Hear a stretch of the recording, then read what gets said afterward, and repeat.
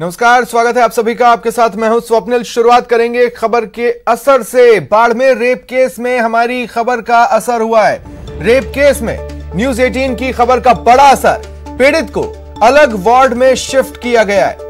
बाल संरक्षण आयोग अध्यक्ष ने भी मुलाकात की और पीड़ित को हर संभव मदद का भरोसा दिलाया। मामले में कलेक्टर से रिपोर्ट भी तलब की गई है। ये बड़ी खबर इस वक्त की आपको बता रहे हैं। बाड़मेर रेप केस में लगातार हम गंभीर सवाल भी उठा रहे हैं। जो खामियां हैं वो भी चिन्हित कर रहे हैं। हमारी खबर का असर हुआ है, बड़ा असर हुआ है। बाल संरक्षण आयोग अध्यक्ष ने आज पीड़ित से मुलाकात की। इस बीच पीड़ित को अलग वार्ड में शिफ्ट किया गया है। बाल संरक्षण आयोग अध्यक्ष ने हर संभव मदद का भरोसा भी दिलाया है। साथ ही कलेक्टर से रिपोर्ट तलब की है। कह सकती हूँ जिस तरह से अभी मैं बच्ची से भी मिलने आई तो बड़ी मुझे निराशा हाथ लगी।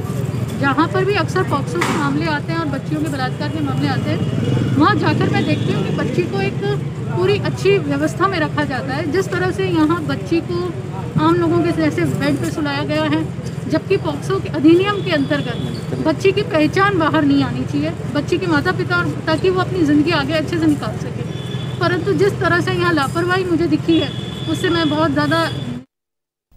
और ज्यादा जानकारी के लिए बात करेंगे सहयोगी प्रेमदान देथा से।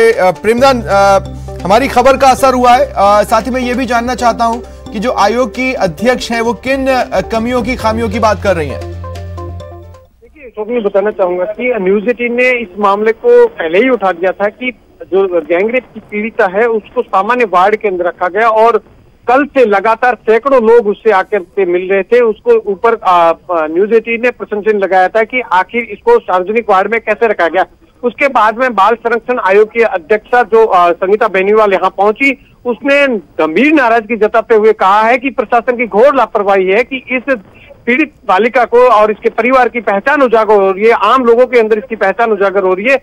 तो ये अपने आप में बहुत बड़ा लापरवाही है प्रशासन की। और बाकी जैसे ही संगीता बेनीवाल ने इस पे प्रशंसा लगाया, उसके बाद में आनंद फानन में उसको कॉटेज वार्ड में शिफ्ट किया गया है। परिवार सहित उसको कॉटेज वार्ड में शिफ्ट किया गया है। तो अपने आप में कह सकते हैं कि न्यूज 18 की खबर का बड़ा असर हुआ है। उस पर संगीता बेनीवाल ने प्रसन्नता लेते हुए इसके ऊपर सवाल उठाया है और उन्होंने जिला कलेक्टर से तथ्यात्मक रिपोर्ट मांगी है।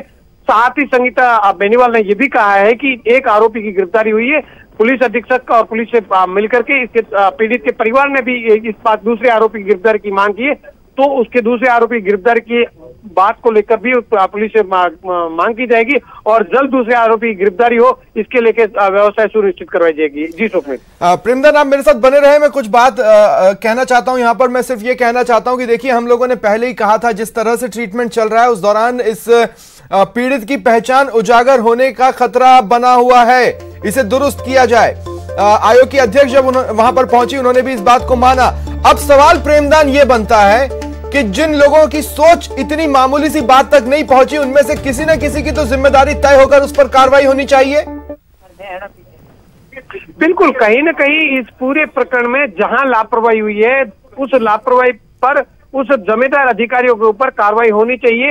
हालांकि कल शाम से लगातार न्यूज 18 ने इस मामले में अधिकारियों से भी बातचीत करी थी। उनको कहा था कि पीड़ित परिवार के जो पीड़िता को है इसको अलग वार्ड में रखा जाए, लेकिन इसके ऊपर किसी का भी ध्यान नहीं गया।